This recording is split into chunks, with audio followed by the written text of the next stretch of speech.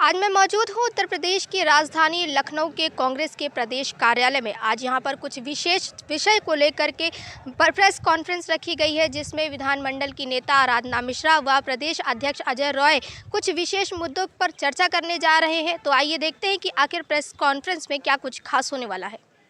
मैं आपका सबका बहुत बहुत आभार व्यक्त करती हूँ कि आज बहुत ही गंभीर विषय पे और आज उत्तर प्रदेश की जनता की आवाज़ को सुनकर जो प्रदेश कांग्रेस कमेटी ने निर्णय लिया है 18 तारीख को उत्तर प्रदेश की विधानसभा के सत्र के दौरान जो 16 तारीख से आहूत हो रहा है, उत्तर प्रदेश की विधानसभा का घेराव करने का निर्णय लिया गया है। साथियों, सबसे महत्वपूर्ण चीज ये है कि आज उत्तर प्रदेश की सरकार,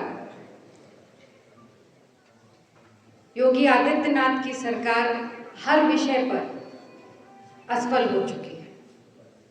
चाहे वो किसानों के मुद्दा हो, युवाओं की बेरोजगारी का मुद्दा हो,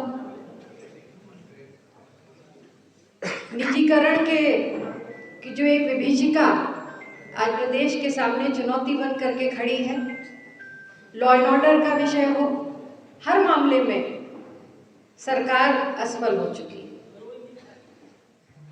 और सबसे बड़ी बात यह है कि एक विधानमंडल दल के नेता के रूप में लगातार हमने प्रयास किया कि विधानसभा के अंदर सरकार का ध्यान आकृष्ट करे, इस बात पर चर्चा हो, सरकार की जवाबदेही तय हो। पर ये किसी से छुपा नहीं है कि लगातार उत्तर प्रदेश विधानसभा में सरकार किसी भी तरह की चर्चा से दूर भागती है।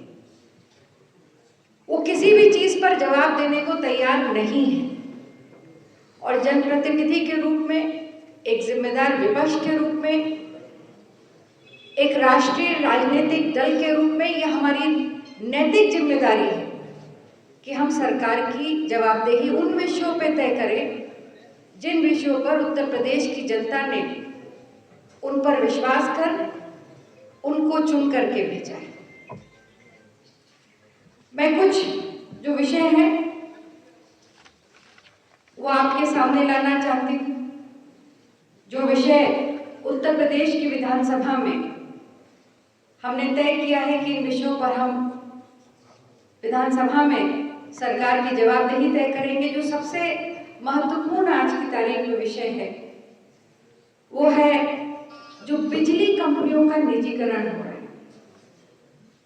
लगातार हम लोग जानते हैं, हमने देखा है, किसी भी सरकार, किसी भी प्रदेश की सरकार की ये जिम्मेदारी है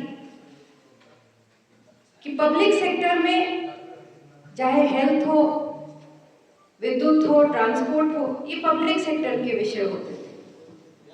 ये सरकार के लाभ के कारण नहीं बन सकते थे।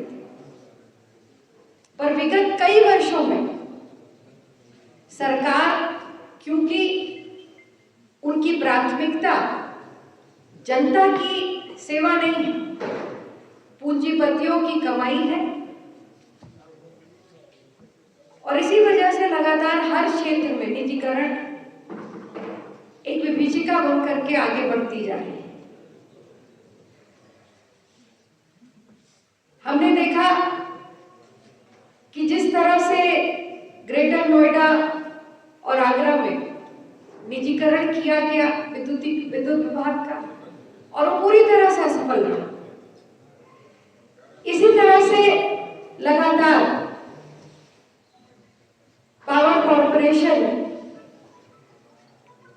का निजीकरण सरकार लगातार करती जा रही है और उसकी वजह से जो दर है पर यूनिट वो घटती चली जा रही है।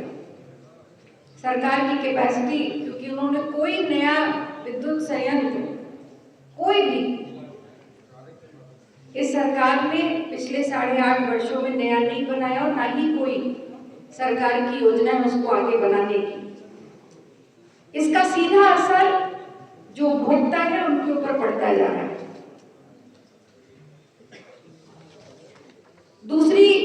विषय है वो उत्तर प्रदेश के किसानों से जुड़ा हुआ है। वो किसान जिसे हम धरती का भगवान कहते हैं, आज जिस तरह से लगातार हम सब, चाहे वो इधर बैठे हों या सामने बैठे हों, या प्रदेश की जो 70% की आबादी है आज भी किसानी पर आधारित है। और हम सब जानते हैं कि आज खाद की कितनी बड़ी किल्लत है, कितनी बड़ी कालाबाजारी। डीएपी के बोरी का वजन घटता जा रहा है पर दाम बढ़ता चला जा रहा है।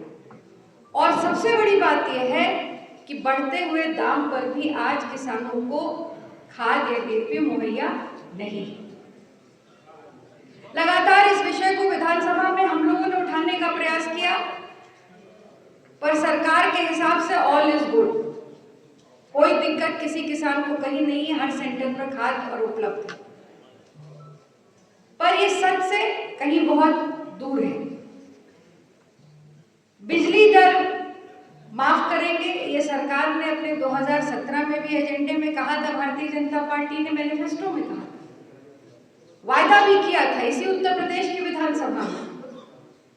पर ये हम सब जानते हैं कि बिजली का बिल अभी भी किसानों का माफ नहीं किया सरकार ने, ये झूठा वायदा किया। गन्ना किसानों का 7,000 करोड़ रुपए अभी भी बकाया है और सरकार रोज विधानसभा में और अखबारों में अपनी पीठ थपथपाती है कि उन्होंने सारा पैसा दे दिया। पैसा दिया, जो दिया भी है वो मिल मालिकों को दिया, किसानों को नहीं दिया। आय दुगनी करने का वायदा किया सरकार ने, पर आज सच यह है कि उत्तर प्रदेश के किसानों की लागत कहीं ज्यादा है, उसकी कमाई उससे कहीं कम है। इस विषय को उत्तर प्रदेश की विधानसभा में पहले भी उठाया है, पर इस बार हम इस विषय को उत्तर प्रदेश की विधानसभा में फिर उठाएंगे। तीसरा महत्वपूर्ण विषय है युवाओं की बेरोजगारी। आईएलओ के मुताबिक, इंटरनेशनल लेबर ऑर्गेनाइजेशन के मुताबिक उत्तर प्रदेश में बेरोजगारी 100 में से 85 युवा बेरोजगार हैं। उत्तर प्रदेश की सड़कों पर हमने लगातार देखा कि किस तरह से बेरोजगार नौजवान अपने अधिकार की लड़ाई लड़ रहा है। उसको सरकार नौकरी नहीं दे पाती, पर पुलिस की लाठियां जरूर उसको मिलती, गंभीर धाराओं में मुकदमे कायम होते हैं। पिछले 8 साढ़े 8 वर्षों में सरकार एक भी जो सरकारी नियुक्तियां होनी है वो कोई भी सरकार पूरा नहीं कर पाई। 14 पेपर लीक का रिकॉर्ड इस सरकार ने कायम किया। 69,000 शिक्षक भर्ती के मामले में कोर्ट के कहने के बावजूद भी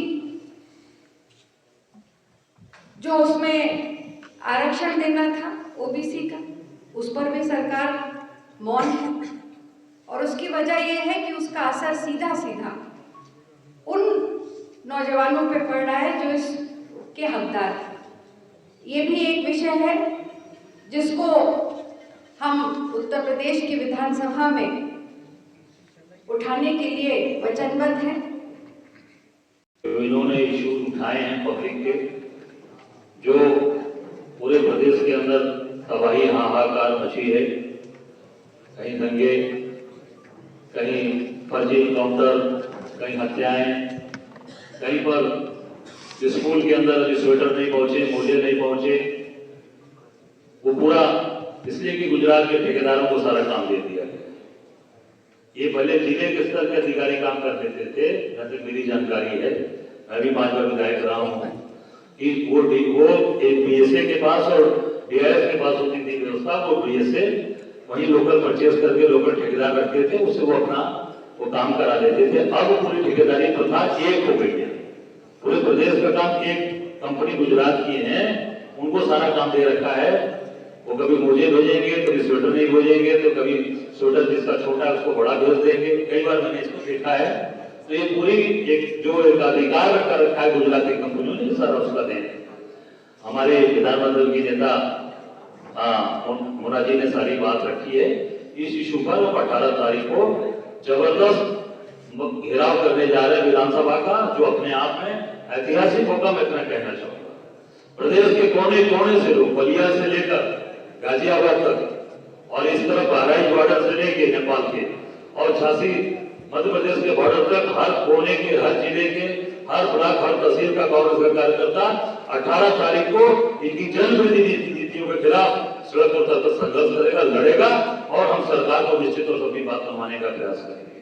हमारी नेता विधानसभा के अंदर बात उठाएंगी, और हमारा एक कार्यकर्ता अपने नेतृत्व, प्रदेश अध्यक्ष के नेतृत्व में सड़क पर उतरकर सड़क पर लड़ेगा, और जिसमें हमारे सभी लोग उपस्थित रहेंगे।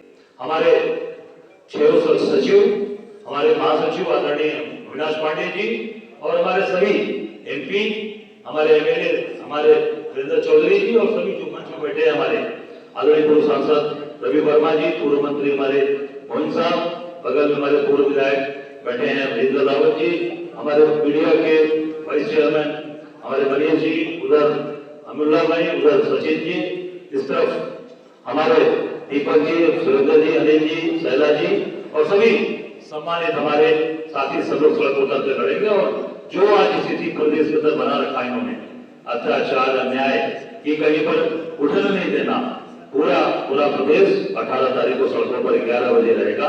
मैं निश्चित रूप से आप आए, आपको धन्यवाद देता हूँ। 18 तारीख का एक पोस्टर भी हम लोग जारी करेंगे सभी लोग।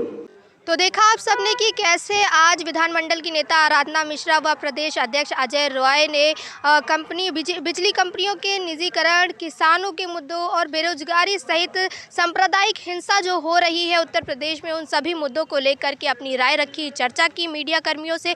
साथ ही उन्होंने एक संदेश दिया है। जी हाँ, एक और अलग सी बात बताई है कि अब 18 दिसंबर को कांग्रेस कमेटी, कांग्रेस के कार्यकर्ता विधानसभा का घेराव करेंगे। विधानसभा के अंदर भी इन मुद्दों को लेकर के चर्चा होगी, साथ ही विधानसभा के बाहर भी सड़क पर, जी हाँ, सदन से लेकर के सड़क तक अब कांग्रेस यहाँ पर धरना प्रदर्शन करेगी, साथ ही पूरे विधानसभा का घेराव करेगी। तो देखते हैं कि 18 दिसंबर को क्या कुछ होने वाला है। तमाम और इसी तरह की जानकारी के लिए जुड़े रहिए यूपी लाइव टीवी के साथ। कैमरा पर्सन रमन के साथ मैं तान्या कसौधन, लखनऊ।